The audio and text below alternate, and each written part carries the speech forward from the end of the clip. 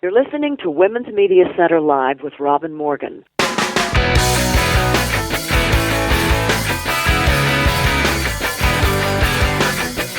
Welcome to Women's Media Center Live. I'm Robin Morgan. What a week this has been. And we have a strong show to help you put it all in perspective. My guests are a courageous Congresswoman who is not afraid to make waves, and two comics who are not afraid to laugh and help us laugh. Good combination.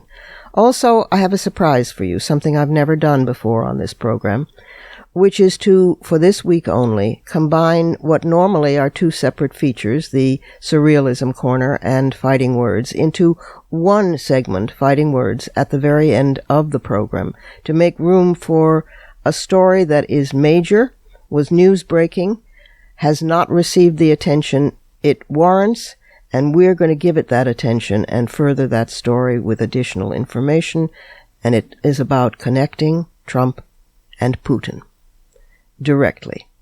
So stay with us, and before any of that happens, we need to go inside the headlines.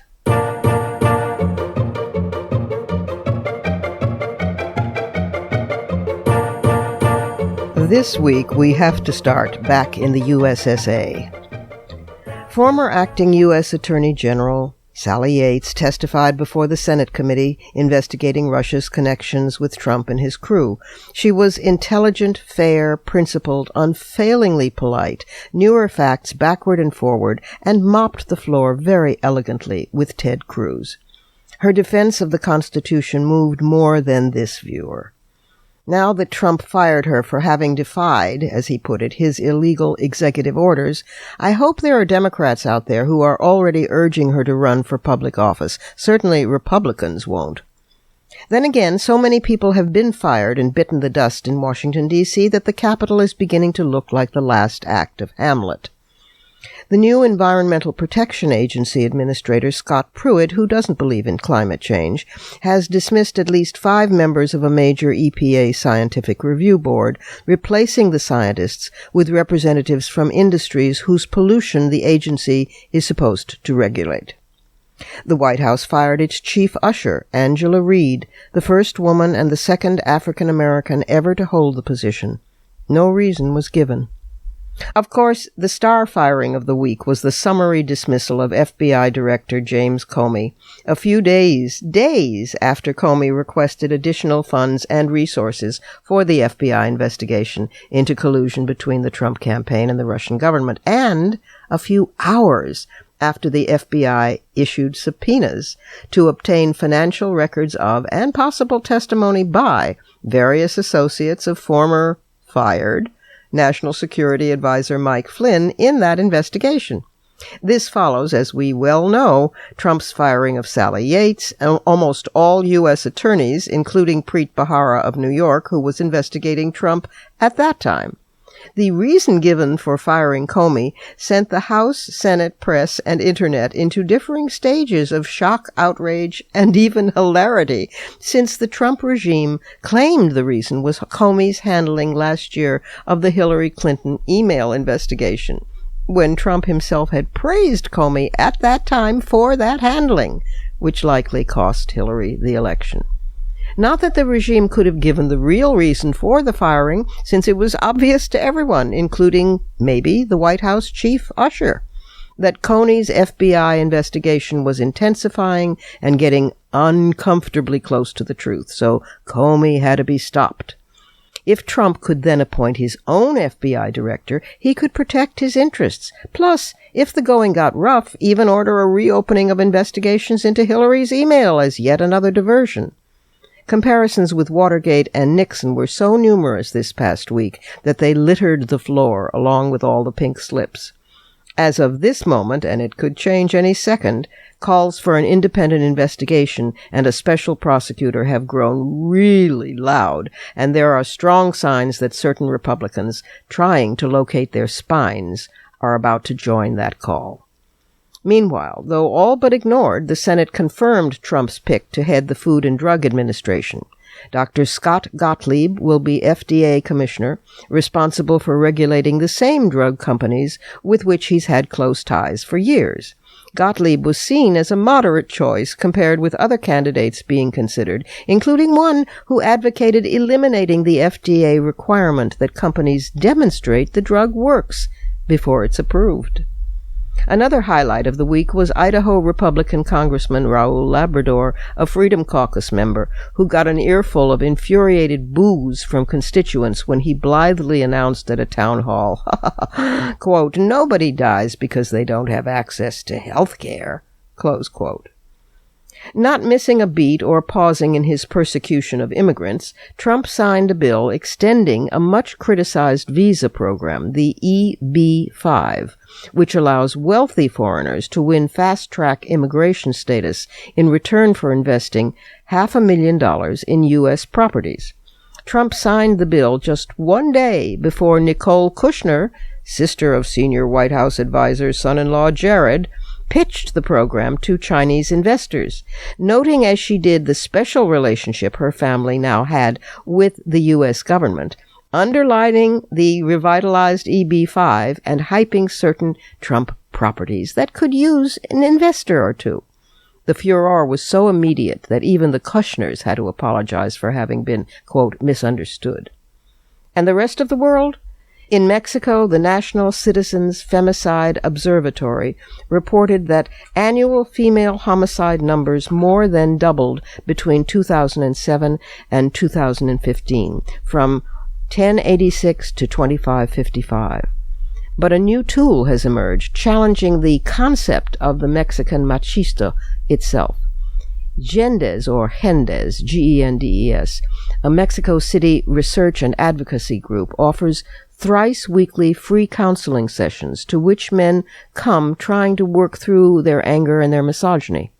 One man was quoted as saying, "I grew up in a low-income neighborhood where if you weren't violent with others, you were a victim of it. But I don't want my little boy to become a machista or my daughter to suffer violence." Mexican women have made advances in the labor force and elective office, so have been facing a heavy backlash. But last year, thousands of people in dozens of cities took to the streets in the first ever nationally coordinated demonstration against violence against women and machismo. During the Prohibition era in the United States, feminist temperance activists like Carrie Nation were caricatured as fanatics. Only much later, through work by women's history scholars, have we come to understand that the temperance movement women had made the connection in lived experience between male alcoholism and domestic violence, which was the reason, not prudery, for their crusade. Today, in India, village women are enforcing a prohibition law they themselves inspired in Bihar, one of India's poorest, most agrarian states. During elections 2 years ago for Bihar's chief minister, a woman approached the candidate Nitish Kumar and said, "Brother, ban alcohol." For reasons he still can't explain, Kumar pledged to do so, and when elected actually did. The measure took effect in April 2016. Earlier that year, in January, women had been complaining about male alcoholism as they had done for years, and about 100 women in Bandol village descended on a mud hut where liquor was being sold, forced it to close, and dragged off the proprietor. Now, the ban particularly energized women, and between 200 and 300 complaints a day came into police hotlines and email accounts. The results in the past year have been startling. Murders and gang robberies are down almost 20%, riots down by 13%, and fatal traffic accidents down by 10%. Household spending has risen, with milk sales up more than 10%. Sales of two-wheeled vehicles rose more than 30%, and sales of electrical appliances rose by 50%. And brick houses are rising in villages where mud huts used to predominate. 60% of the tip-offs received are from women, with many even reporting relatives and neighbors for drinking, selling, or making alcohol. Several reformed male drinkers have been so pleased with their new life that they've joined the women's group and vigilante groups as well.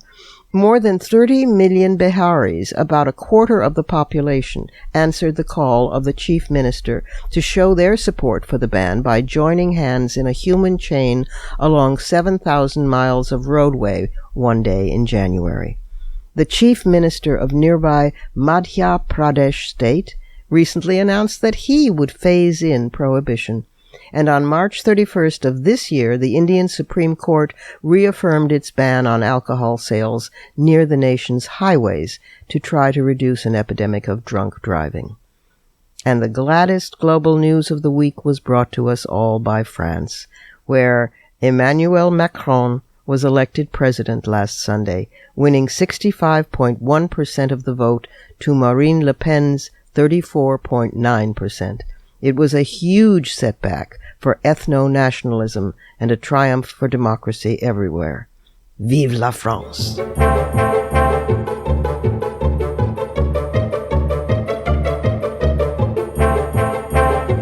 We have to take a break here at Women's Media Center Live. I'm Robin Morgan. We'll be back in just a moment with an extremely courageous and gutsy Congresswoman who is floating a bill in the face of pale males, Republicans, across the aisle. Don't go away.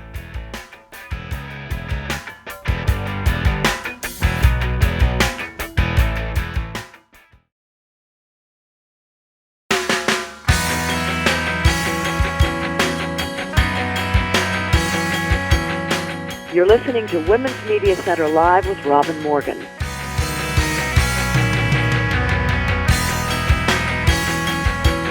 Welcome back. My first guest is wonderful Congresswoman Grace Meng. She's serving her third term in the United States House of Representatives, representing the 6th Congressional District of New York, which encompasses the New York City borough of Queens.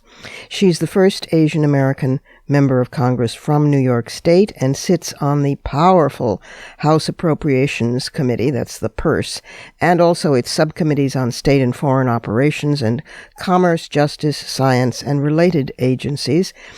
She's a co-founder, a co-chair of the Kids Safety Caucus, and she's passed several pieces of legislation in law, including laws about religious freedom, making Queens historic sites part of the National Park Service, protecting public housing residents from insufficient heat, measures that assist veterans, combat flood damage. I mean, all round really great stuff. And she's here today to talk about her new bill, which every woman will applaud, the Menstrual Equity for All Act of 2017. That's H.R. 972. Congresswoman Grace Meng.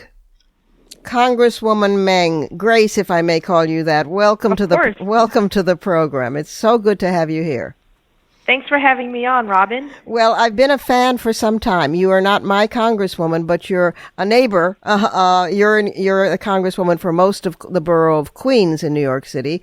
I'm in Manhattan, but we're all New Yorkers together. And you've done such really wonderful work. And now you have introduced a bill, which I just love. And it's so practical and it's so sensible. And I bet you're getting ridiculous, stupid flack remarks from some guys about it.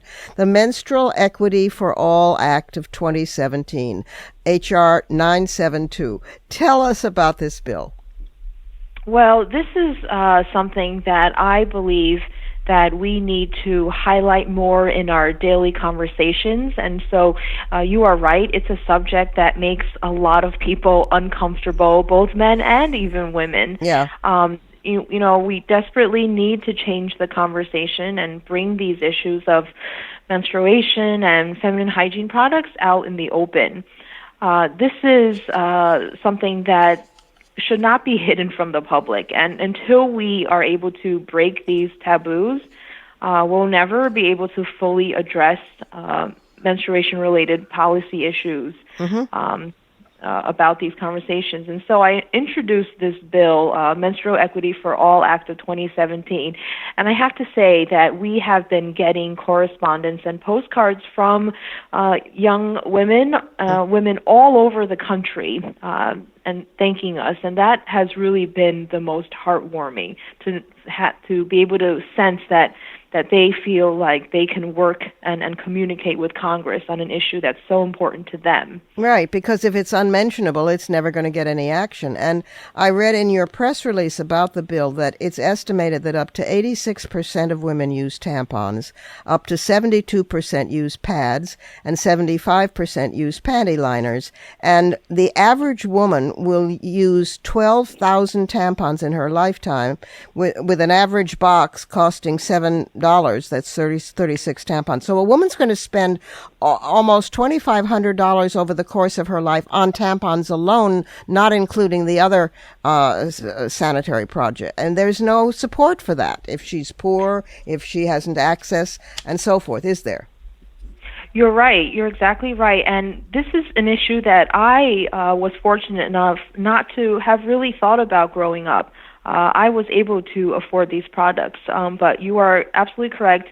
There are many women and girls who cannot afford, and part of our reason for introducing this legislation, which we wanted to be comprehensive, was to cover people in various income levels, including women who are homeless and women who are incarcerated because they face a whole nother level of issues. Right. This has been considered a luxury item, hasn't it? Which, makes me laugh bitterly out loud. Definitely, like you said, most women do use these products, and it's definitely not a luxury item at all. This is something where New York State has just eliminated the state sales tax, taxing tampons and pads as luxury items. Right. And, even if we talk about flexible spending accounts, they include items like Band-Aids, crutches, and contacts, but not these items. Amazing. It's just amazing. And so the legislation would do what? This legislation basically allows individuals, for example, to buy these products with money that they contribute to their flexible spending accounts, which, as I mentioned, can cover Band-Aids, contacts, and crutches. It provides a refundable tax credit of $120 to lower income folks who regularly use these products. Another thing that it does is that it codifies a recent decision by the federal government to allow grant funds to be able to use by homeless providers to provide these products, because prior to that decision, they weren't necessarily able to. Right. It also requires each state to provide these products to female inmates and detainees without them having to spend money out of the few cents or dollars that they may be earning while working there. Right. And then lastly, it directs the Secretary of Labor to require employers of large companies to provide these products to their employees free of charge, just like toilet paper, just like paper towels. Right. This is just wonderful. I mean, I can imagine that you sit on the House Appropriations Committee, thank God, because it's a very, very powerful committee. So although what I really want to ask you is, can we just deny Trump funds to do anything, because we know it'll be disaster? But I know that's not in your power. Wish it were. But what I can ask you is that, I mean, this is an act of real courage to put forward this bill. It shouldn't have to be. It's common sense. It's it's obvious to any female person. But you are in a Congress with the same person. I think it was Representative John Shimkus, Republican of Illinois. Wasn't he the one who asked, why should men have to pay for prenatal care in the Affordable Care Act? I mean, my God. So a lot of what we do in Congress is also education, as you just mentioned, and we are hoping every day, especially under this administration, to be able to have conversations like these and to explain to members like him that these affect all of us. So women not having access to these products can interfere with schoolwork, being employed, and, the ability for any woman to leave the house. Yeah. And it's not just an issue in the United States, but all throughout the world. Yeah. Oh, yes. Well, the irony is I've had guests on this program who were women who were involved in starting NGOs to be sure that menstrual hygiene products, whether it was pads or reusables, could be delivered to women in the global South, in poor areas on the African continent, in Southeast Asia, even in Latin America, where women in villages didn't have any menstrual hygiene products. And so the irony is that this is also happening in our own country.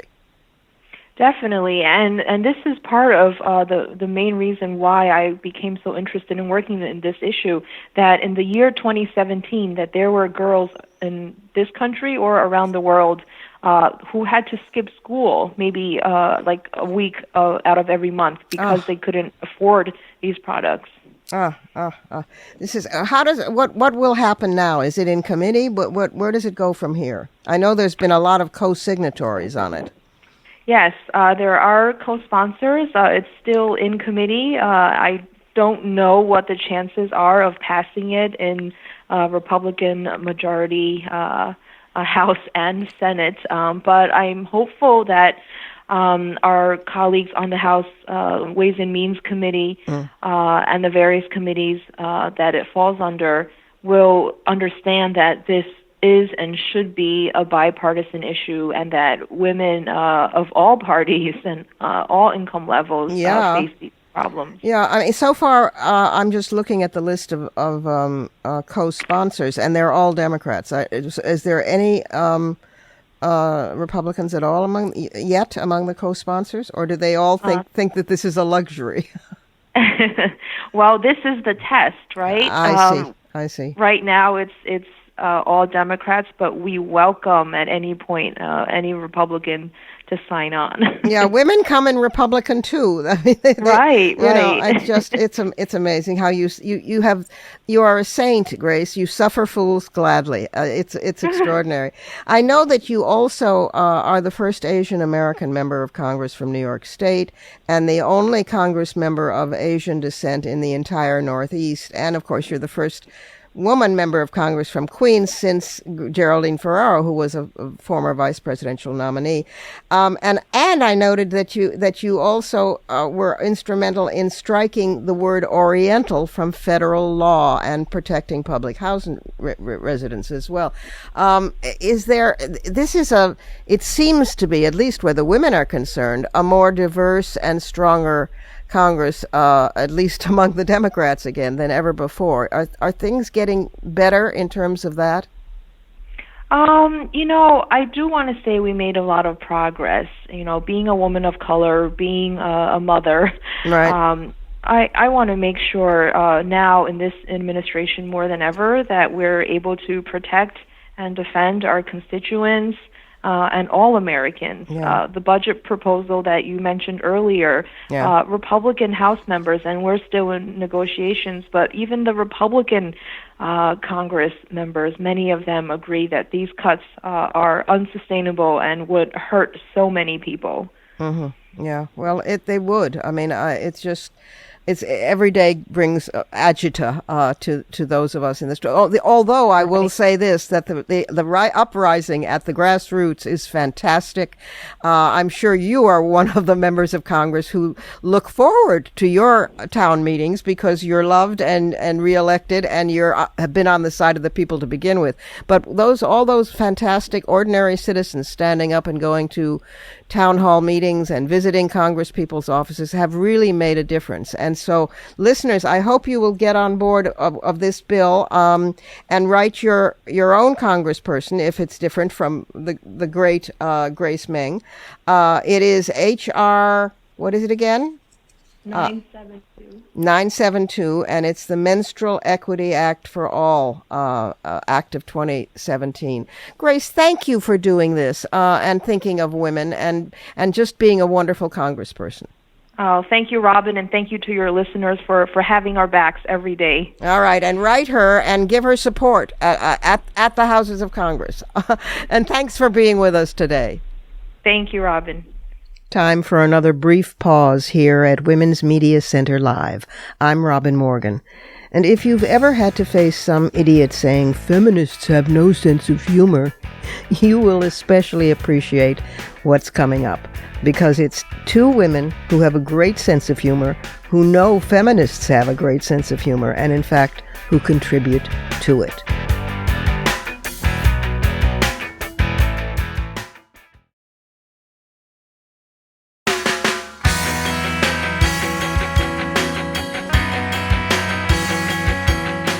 You're listening to Women's Media Center Live with Robin Morgan.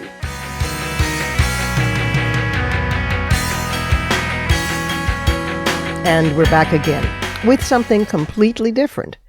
Reductress is an American feminist satire website.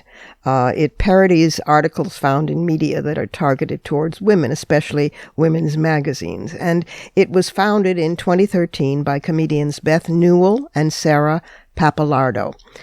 Beth began taking classes and performing at Upright Citizens Brigade in 2005, later teaching at New York's Magnet Theater.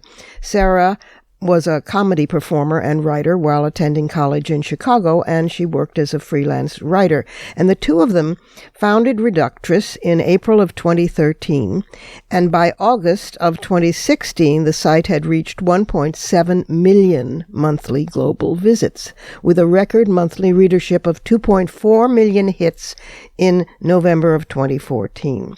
In October of last year, Reductress released a book called How to Win at Feminism, The Definitive Guide to Having It All and Then Some, written by Newell, Pappalardo, and Anna Dresden. And the book was published by Harper One. And Beth and Sarah are with us today to talk about Reductress, the website, Reductress, the performances, and Reductress, the book. Sarah, Beth, Sarah, welcome to the program. Thanks for having us. Tell our audience, who, in case they might not have heard, how Reductress came to be. It is now a book, Reductress, and which is How to Win at Feminism, the definitive guide to having it all and then some. But before that, you were Reductress itself and Reductress.com. Say how all that came to birth. Hi, this is Beth. So Sarah and I met in New York City doing sketch comedy, and we thought it would be funny to put together this website that's like a fake women's magazine. And so we're satirizing, all the ridiculous things about women's media and the way it speaks down to women. And I think we just had a lot of ideas about that we wanted to do things with comedically. And then Go ahead. This is Sarah. And a couple years later, we started noticing in the media that the mainstream media kind of discovered feminism. Yeah. And we're starting to kind of use the idea of feminism in funny ways to sell things, or to just kind of go at it without any real background or understanding of how we got here. You think? And start asking if, yeah, right. So we really wanted to play with that with the book, which is kind of a bad manual on how to be a feminist from the point of view of a women's magazine who isn't quite familiar with all of the important concepts.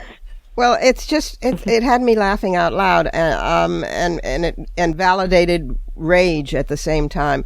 Listeners, here are a few sample titles. I find myself doing it in one of those sort of made up fake voices. How to be feminist without being too opiniony, or intersectionality in feminism for white women, because you spoof everybody. Feminist skincare. Overcome your women's securities with crystals.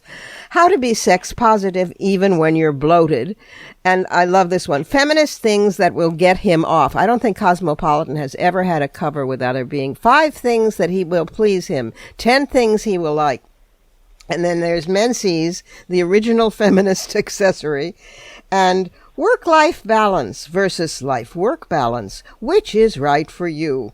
I mean, it just goes on this way, and obviously those are just the chapter heads. The chapters themselves have you rolling on the floor, laughing your ass off. Congratulations on the book. Thank you. Yeah. Thank you. What is next? The website continues, yes? It does. And this is Sarah. We also have a podcast called Mouth Time, which is hosted by two fictional editors of Reductress. And you could imagine that Reductress were a real women's magazine. Kind of comes from that point of view, and it's very funny. We also have live events in New York and elsewhere kind of throughout the year. I think it might get under the radar, the way that humor does, of people who are defensive or still morons about feminism in ways that nothing else does. Don't you? Either of you? Yeah, I think there are definitely a few people who have already taken the book very literally without even having opened it and been like, by the way, you can't win at feminism. That's not what feminism is about. Really? So there's a lot of challenge there, and just people not realizing it's satirical. But we see that a lot on the site too, so it's all part of the fun. Yeah. It's you outdo the Onion because the Onion doesn't have the feminist consciousness that you do, and there's nothing that you don't take on. Tell me something. Do you think that there's a difference between male and female comedy? I've gotten different answers from different people. What do you think? Not necessarily, but I think, this is Beth, I think everyone's comedy is going to be informed by their own perspective, and women obviously have a different perspective that's been underrepresented thus far. But I think historically a lot of women who've been able to break through to the mainstream have sort of suppressed their voice and the female perspective, and they've sort of adapted to this male voice. Mm-hmm. So yeah, they can be different. They can be the same. When you construct a comic voice, you don't do characters. Well, in a sense, you do characters because you're doing the characters of women's magazines. Do you plan other ways in to feminist humor? Feminist humor is for men, smart men anyway, as well as women. So, what do you think? Another way that we kind of approach things is through first-person confessional type essays, and we do satirize those, and that's a way to kind of speak to the confessional industrial complex or whatever it is that's been going on in new media, and also mommy bloggers, and just the way that people kind of have this hyper judgment of women and mothers online. Right.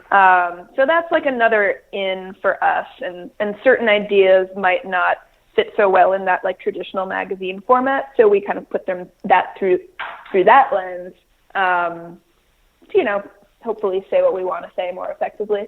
Sometimes we're satirizing the way women are spoken to and about by the media, and sometimes we're satirizing the way women use their voices within women's media to sort of voice this internalized sexism.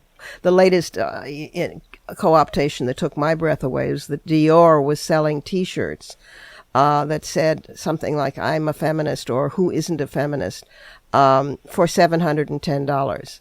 Now, makes me crazy. Absolutely has me walking around, sputtering to myself. The ascendance of the Trump regime in this country, how has that affected your comedy? Well, in a sense, it kind of has taken our approach 20 years back when we kind of imagined that we'd be poking fun at, the ways that the country is reacting to our first female president. Instead, we are, fighting for our fundamental rights that should have been, or what were decided 40 years ago. Yeah. So it's definitely forced us to kind of hone in on really fundamental issues that women have been facing for generations now. and less of the kind of small stuff that we would have been poking fun at otherwise. We're not going to waste time focusing on how he looks or, the wacky things he says, because, our focus is on how the media affects women specifically. So it really forces us, if we're going to go political, to really ask, how are the tactics of this administration affecting women and any disadvantaged population? How did each of you come to your own feminism? What were your roads very different? Were you always there, as many younger women are? This is Beth. I would say personally, I always had sort of like a feminist bent, but I wouldn't necessarily have called it that. And I think, just getting older and living in the world as an adult, and especially since starting Reductress, I think I've just become more and more aggressively feminist. Yeah, living in the world and getting older, that'll do it. What about you, Sarah? Yeah, I think it was just something I never consciously thought about naming myself. I think being queer was much more of a focus of my identity and what that meant. And so in a sense, I guess I kind of backed into feminism just by studying queer theory and women's studies.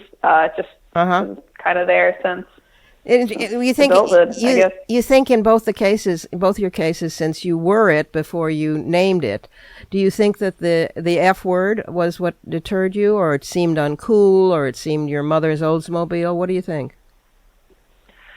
Yeah, I think a lot of women just don't have a good understanding of what feminism is. I think, especially for my generation, I feel like, feminism was always just like the punchline of a sitcom joke about some angry woman. It wasn't really ever defined in terms of what feminism actually is.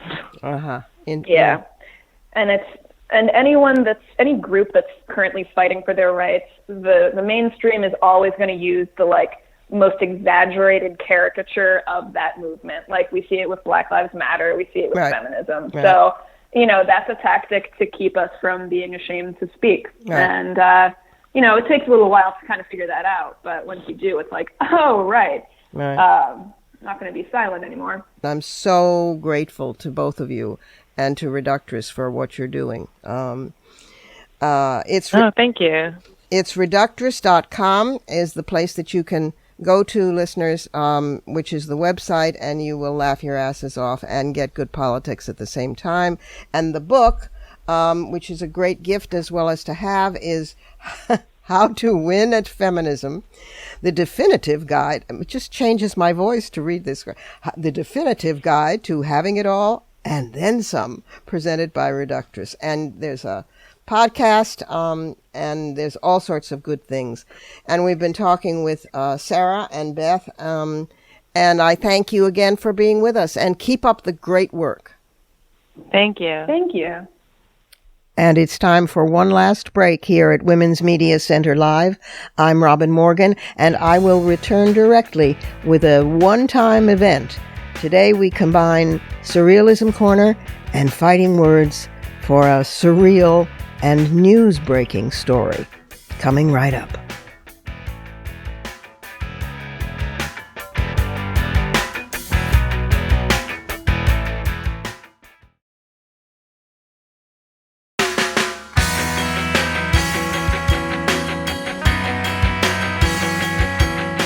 You're listening to Women's Media Center Live with Robin Morgan.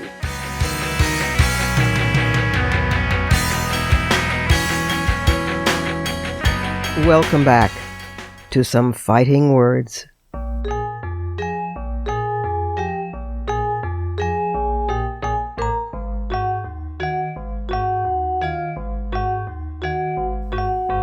Given former acting U.S. Attorney General Sally Yates' Senate testimony this past week regarding Mike Flynn's Russian connections, and given Trump's firing of FBI Director James Comey, and given the following day's tone-deaf meeting Trump held welcoming the Russian foreign minister to the White House, along with Russian journalists present but American press barred, given all that, I'm even more determined to do what I announced at the start of this hour, something never done before on this program.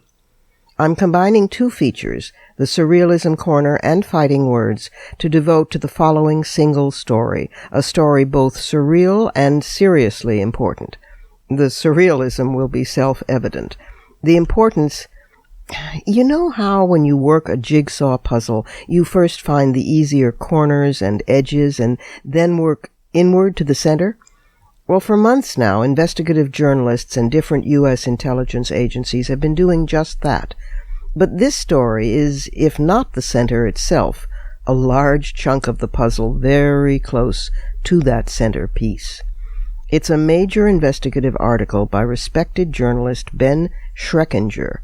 It ran in Politico magazine on April 9th, titled, quote, "The Happy-Go-Lucky Jewish Group That Connects Trump and Putin." Close quote. I do not know why this piece hasn't garnered huge attention, but it hasn't. Perhaps it got lost in the blizzard of news scandals drenching us all, or, more likely, attacks by conservative American Jewish groups accusing Schreckinger and Politico of anti-Semitism for daring to report on these connections. Maybe that had a chilling effect on press that might otherwise have picked up the exposé. Now, you might have heard or read one or two fragments of this story here or there, the dots, but without the connective tissue that links a worldwide political and financial network that connects the dots. Schreckinger's brilliant, intrepid research makes for an article too long and detailed to simply read aloud here, given my time limits, although I urge you to check it out online at politico.com/magazine. But I cannot resist sharing these cliff notes. The only additions to his research I have made are either sourced as such, that is, more dots from the New York Times, or are clearly evident as my own comments. Schreckinger's article is about Chabad, that's spelled C-H-A-B-A-D, but pronounced Chabad. It's a global Hasidic movement most people have never heard of. The Chabad Lubavitch, Lubavitch, the Chabad Lubavitch movement, founded in Lithuania in 1775, now has adherents in 80 countries and over 1,000 cities, including Kathmandu and Hanoi. Chabad Lubavitchers are the fundamentalist evangelicals of the Jewish world, black fedora-wearing guys and their mostly kept-out-of-sight women who bear on average 8 to 10 children. The men celebrate strength and charismatic worship, dancing and singing while proselytizing on campuses and city streets, distributing literature and blaring music from their converted camper vans, which they call mitzvah tanks. Lubavitchers are legendary for their fundraising skills. As early as 1990, they were taking in an estimated minimum of $100 million annually. They own real estate all over the world, launch a new multimillion-dollar yeshiva, which is a religious school, every other year, construct and operate treatment centers for lapsed Jews who fall into drug and alcohol use, and establish Chabad houses, places to welcome converts and promulgate their traditional belief but worldly practice forms of worship.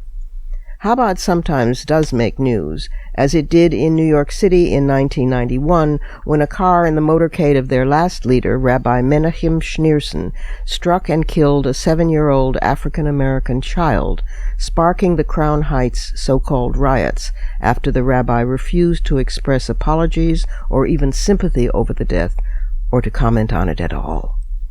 Schneerson, seventh in a line of rabbis claiming descent from the sect's founder, greatly expanded and ruled the Chabad world from his headquarters, spreading across the New York City boroughs of mostly Brooklyn and parts of Queens, battling assimilation, which he called a spiritual holocaust, engaging in Israeli politics from afar, and issuing religious, political, social, financial, and other decrees with the authority of an absolute monarch. City and state politicians were leery of crossing him and even tried to curry his favor because he controlled a large number of votes. Schneerson had a talent for outreach, setting up toll-free phone numbers, satellite TV hookups, and insisting that being a Chabad follower did not necessarily require traditional dress, but could include those modern Orthodox, so-called, who chose secular dress. Indeed, he deliberately steered Chabad toward recruiting less observant Jews who weren't full-on adherents. Most Chabad members were or became devout. His cult-like status grew, and most of his followers regarded him as their king, and even claimed Schneerson was the Messiah. He never disputed those titles. He was literally called King and King Messiah by his followers, whom he blessed by dispensing dollar bills. Nothing slowed Schneerson's zeal to expand the Lubavitch sect, not even long-running criminal trials for multiple cases of child sexual abuse by teachers at Chabad yeshivas in Australia. He died in 1994, and the funeral cortege was so huge it froze traffic in Brooklyn. Chabad continues, however, although no single powerful leader has emerged, but many of Schneerson's followers believe he still is the Messiah and still is alive after death, and those who don't, nevertheless, persist in following his path. Now, what is all this to do with Trump? Well, file the above information away, and let's take a lateral leap. Starting in 1999, Vladimir Putin was consolidating control. He wanted to undermine the not very friendly to him established umbrella for Jewish civil society, the Russian Jewish Congress. So he enlisted two of his wealthiest oligarch cronies, Lev Leviev and Roman Abramovich. Remember those names, Leviev and Abramovich. He enlisted them to create a group to be called the Federation of Jewish Communities of Russia. Displacement was the aim. Leviev and Abramovich were major funders of Chabad, so the new group would be under the leadership of Chabad Rabbi Beryl Lazar, who would become scornfully known as Putin's rabbi.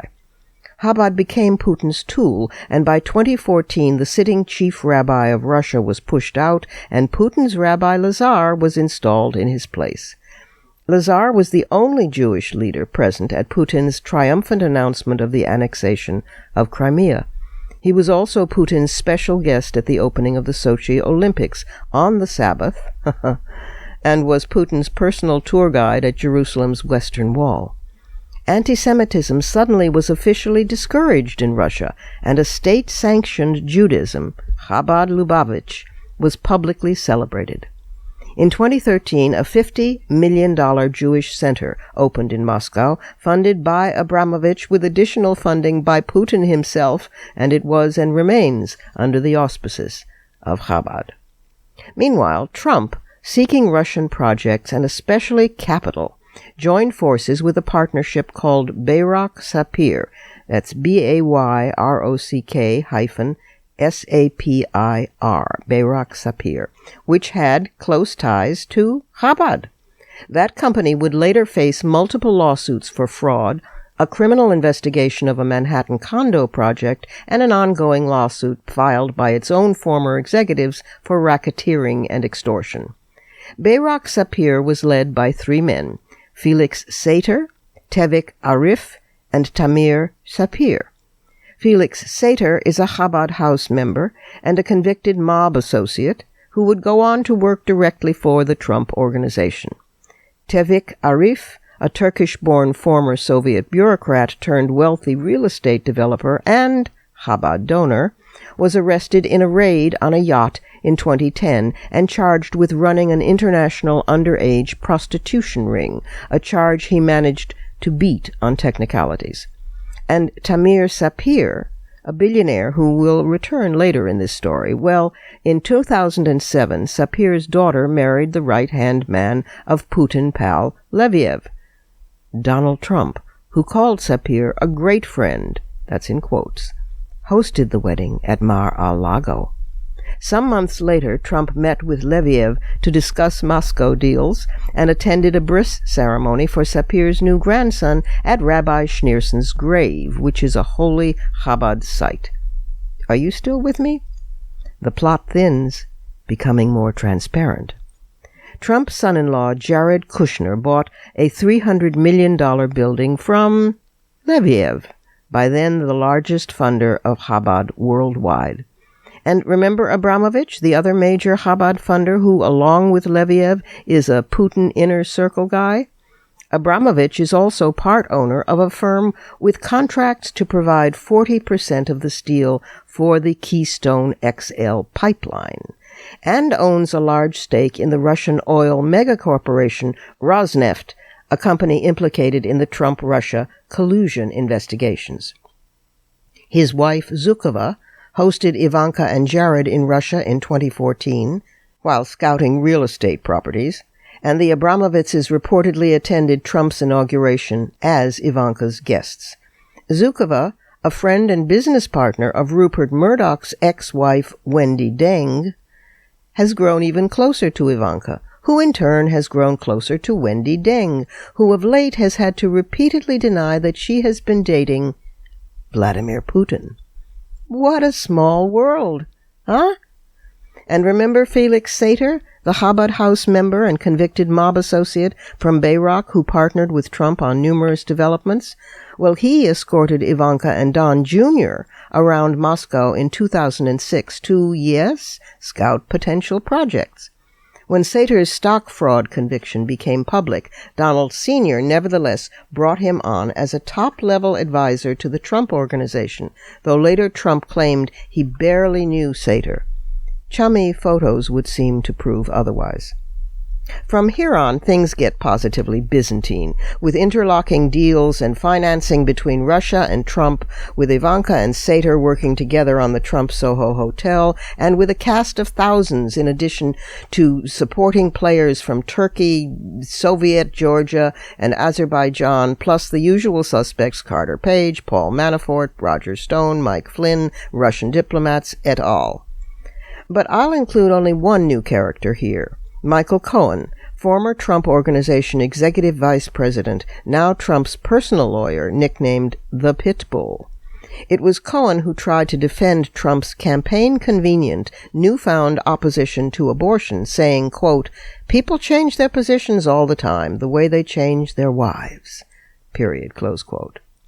Cohen, who scoffingly denies ties to Chabad, was a featured speaker this past March at a gala dinner of the Rabbinical College of America, which is described on the Chabad site crownheights.info as educating students worldwide to be, quote, emissaries of the Lubavitcher rabbi, close quote.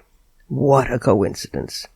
The New York Times reported that in January, Michael Cohen met with his former Trump Organization colleague, convicted felon Felix Sater, to explore a Ukraine deal that would lift U.S. sanctions on Russia.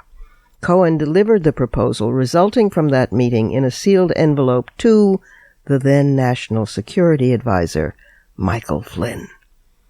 Not surprisingly, Jared Kushner, whose father was also a convicted felon, remember, himself had been active in his undergraduate years at Harvard in the local Chabad house. His family had long been donors to Chabad, but Jared had forged his own ties with Putin's Chabad circle over real estate. And Jared apparently is not merely modern Orthodox, as reported, but would seem to be Chabad Lubavitch Orthodox, as his converted wife, Ivanka Trump, would appear to be. 3 days before the election, Jared and Ivanka prayed for Trump's victory at Rabbi Schneerson's grave, and they have chosen Washington, D.C.'s Chabad Shul as their home synagogue. No wonder the FBI investigation is taking so long. You need maps, charts, Venn diagrams, arrows, and a compass to navigate the web of this sinister travesty, much less to unravel it. If you read Ben Schreckinger's impressive full article at politico.com/magazine, keep a stiff drink nearby, just not Manischewitz wine or Russian vodka. Oh, and by the way, if anyone is so stupid or cruel as to accuse me of anti-Semitism for furthering this crucial work of investigative reporting, they should check out my decades-long record of criticizing Israel's policy toward Palestine, and my even longer record of criticizing all organized religions, in particular fundamentalist evangelical versions thereof, plus sects, cults, and patriarchal organizations that segregate women, deny them divorce and other rights, pressure them to bear 8 to 10 children, and close ranks against criminal investigations of child sexual abuse in their communities. Also, my maternal grandfather was a rabbi, and my paternal grandfather was gassed to death and incinerated at Auschwitz. I never knew either one, which may or may not be just as well. Long live freedom of the press. Those are my fighting words. Add yours on Twitter, and be sure to tag us at WMC Live and use the hashtag #FightingWords.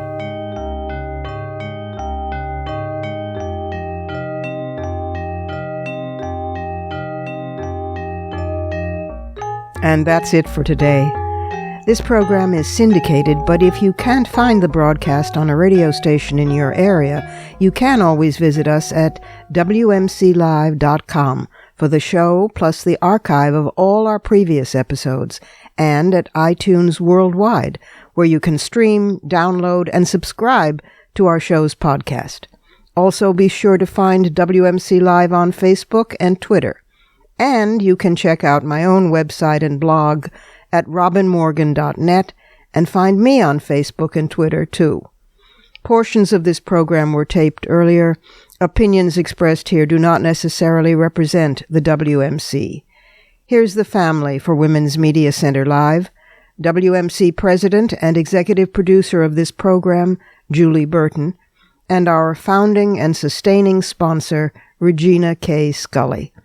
I'm Robin Morgan, your producer and host.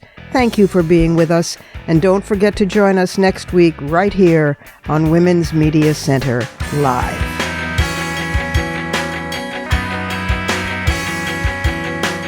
For the smartest talk about news, politics, sex, books, religion, race, and more, tune your radio to Women's Media Center Live with Robin Morgan. Audacious, witty, provocative, informative, and fun. It's Women's Media Center Live with Robin Morgan on WMCLive.com. Talk radio with a brain.